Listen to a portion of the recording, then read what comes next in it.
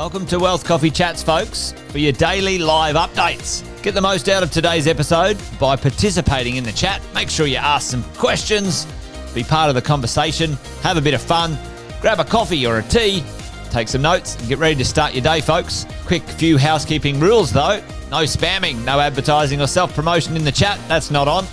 Be kind and respectful to everyone when participating. And most of all, have a good time.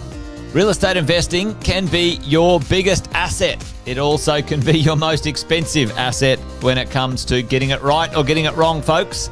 It can be time-consuming, stressful, and that's why here at Positive, we have what's called a 6-star team, a full-service team that provides integrated wealth and property investing solutions and services simply designed to help you progress towards your goal of passive income through your property portfolio, folks. Make sure you check out our other podcasts on the Positive Mentor Network. Not only is there Wealth Coffee Chats, there's the Urban Property Investor. Drops every Wednesday with straight talking investing strategies and lessons with Sam Saggers. Property Investor Tales.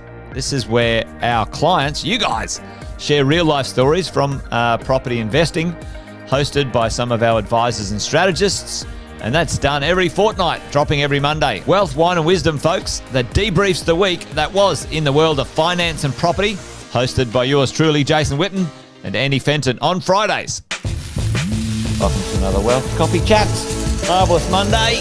Hope you're well, folks, wherever you are. If you think it's Get Rich Quick, you're in the wrong place. This is the wrong podcast. This is the wrong life for you. Welcome to another Wealth Coffee Chat. Hope you're all awesome and well.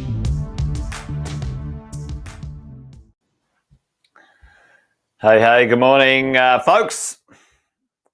Welcome along, Wealth Coffee Chats on a Thursday, 10th of October. Hope you're well, folks, wherever you are. Already got one or two of you on already, which is good news. Early bird gets the worm, they say. Kevin, how are you, mate? Good to see you. Now, daylight savings, which is good. I suppose we've been there for a week, haven't we? So in the rest of the world, it's 10 past 7, or is it 10 past 9? I can't remember the name. Anyway, I think it's 10 past 9. Anyway, a little bit later for some of you this morning, Luke, than normal. So there you go. I don't know if it's better or worse, but who knows? There you go. Hey, good to see you, folks. Thanks for joining this morning. Luke's in the house already. Ramon, hey, good morning to you. Great to see you here. Ramon, thanks for joining. Hey, folks, while we're getting things a little bit warmed up, do the quick intros as we normally do. Jason Witten's my name. Most of you know that, though. But if you don't, now you do. And you might be finding us, via the magic of the internet, or you might have joined our coaching or property mentoring program of recent times. So if that's you, then that's awesome. Thanks for joining. Great to have you here. And let us know where you are located in this fine country of ours in Australia. Sometimes we've got people from all over the world. Kevin's from Florida. We do have a few clients from different places and spaces, but it'd be great to hear from you. So give us a shout out in the chat. That'd be good to know where you are, what you're up to. Always good to get a little bit of interaction in the chat, which is great. Hey, morning, Brad. Good to see you, mate. Thanks for joining. Well, let's get on with this morning's conversation. I thought we might talk about interest rate cuts. Let me know who's a bit excited, who's interested in interest. Who's interested, who's excited about the world of interest rate cuts into the future? Well, I am, certainly. It's nice to have the dollars and cents slowing down as an outflow when it comes to the cost of your interest, and the world of the ability to borrow for you and I as property investors. Unless you're living under a rock, you've been paying some attention, I'm quite sure, to the world of interest rates and RBA announcements. Morning, Natando. Morning, Sonia. Good to see you. Thanks for joining.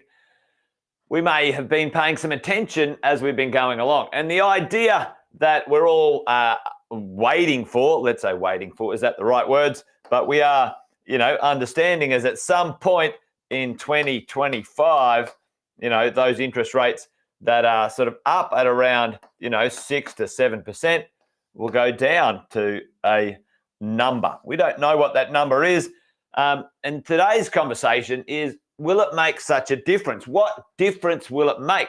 Well, there's a few things that we might talk about today and have a look at what's going on out there in the marketplace. But, here's one of the little articles that have come out in one of the newspapers, Fin Review. Always sort of scan the Fin Review for headlines. I don't particularly subscribe to any of the news articles. I prefer to find information and data and make my own judgments on the property market. But it's really interesting to see here more investors entering the market than bailing out. Now, we of recent times, we saw what I would call good time Charlies. You get property investors.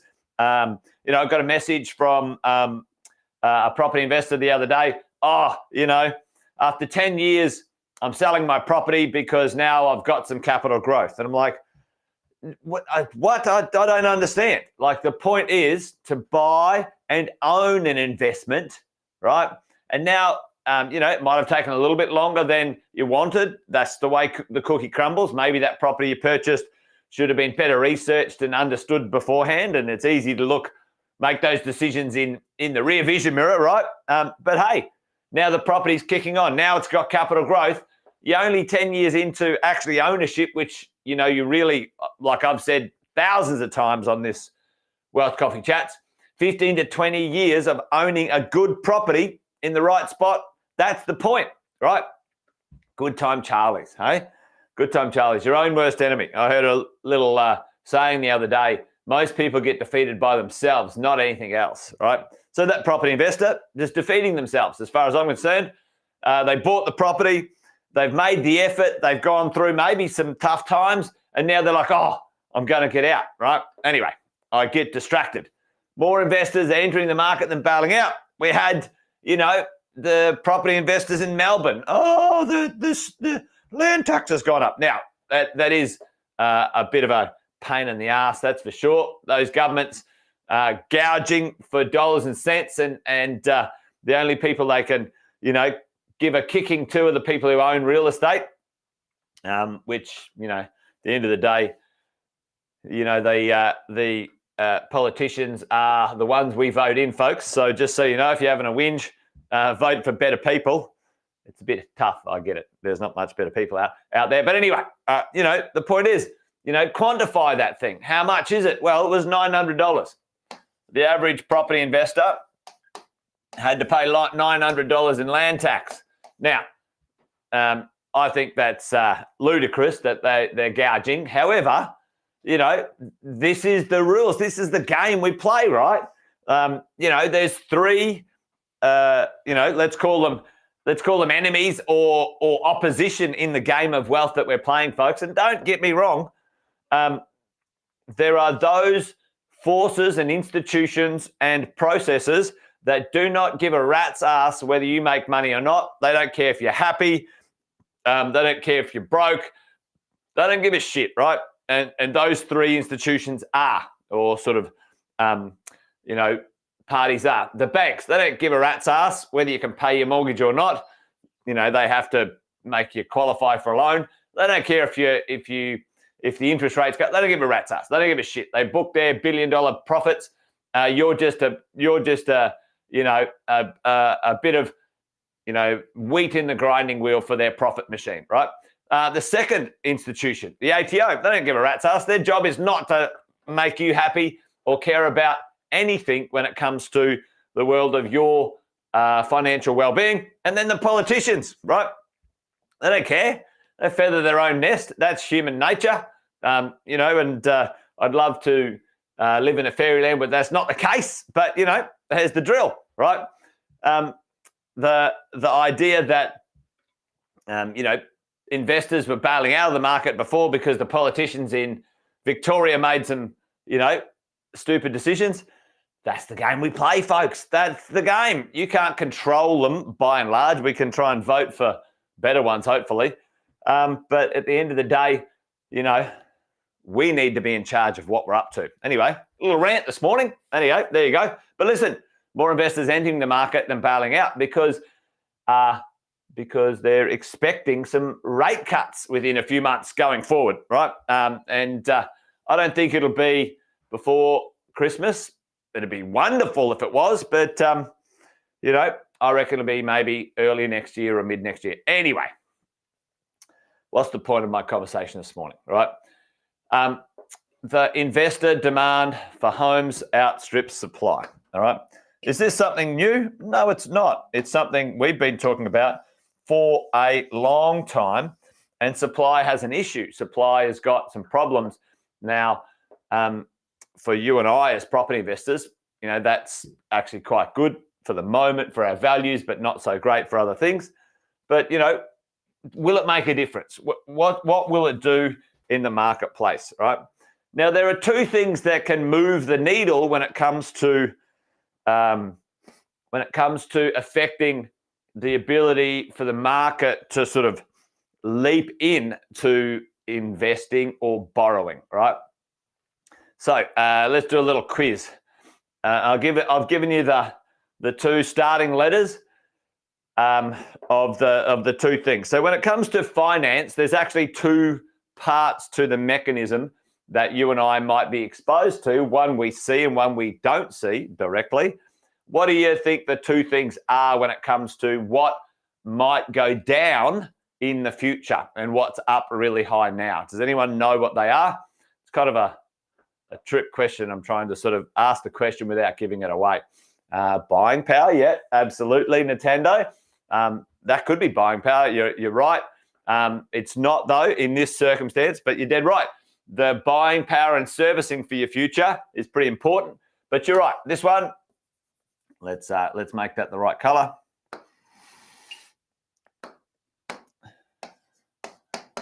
Rates, okay? Interest rates go down. Now, if interest rates go down, let's say you're paying 7%, and it goes down to 6%. The ratio of 7 to 6%, I don't know, it's probably around 15% drop in dollars and cents. Maybe I should have worked that out a bit earlier today, but 6 divided by 7, 15%, that's right. So it's a 15% reduction if it goes down 1%, right? Now, if your borrowing power is at this moment in time, if your borrowing power is like, 500 grand, so 500, $500,000 times by 1.15, or 500 grand times by 1.15 equals 575. Right. Now, for me and you, for me, I don't think that's going to make a massive material difference in those who are lower income earners. Okay, so let's talk about this as we go along. What's the other one? It's not buying power in this reference, but that's usually what we talk about, Nintendo, buying power and servicing. Right now, there's a thing called a buffer, okay? And it's actually, I should have put interest rate, buffer rate. Maybe that might have been a bit better. The buffer rate, does anyone know on top of the interest rate what the banks are doing, what amount of interest or percentage they put on top of the actual interest rate that you have to service at, folks? Put that in the chat for me because it's ludicrous. It's a fucking joke. Excuse the French, but I'm just going to call it as it is. Yep, Nintendo, yep, 3%. It's an absolute rubbish, complete absolute joke, right? Like it's ludicrous, as far as I'm concerned. So, let's have a quick look at this.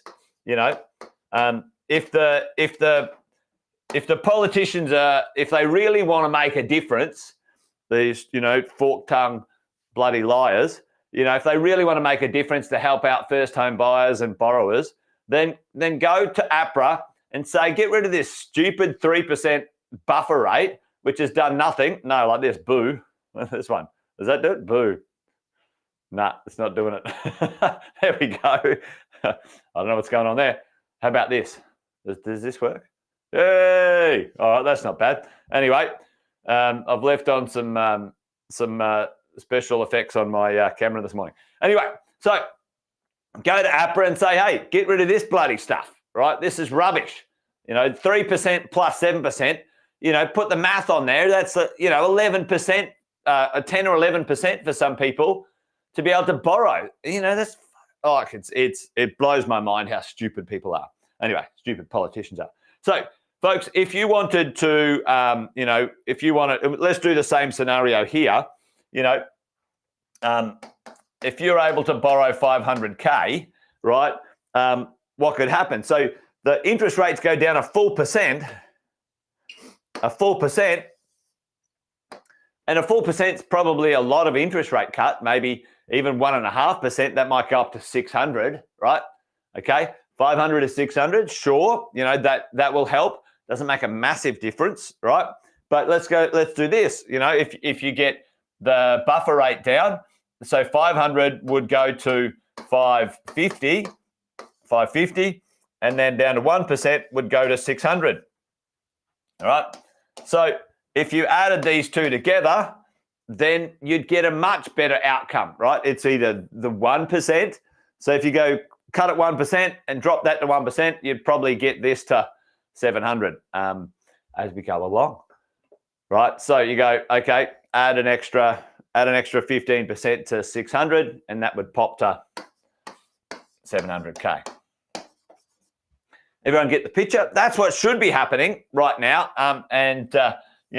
Unfortunately, in the marketplace, there's some things like this going on, which is for you and I a little bit interesting to see. I don't know if you can see that. Might punch in and have a little look.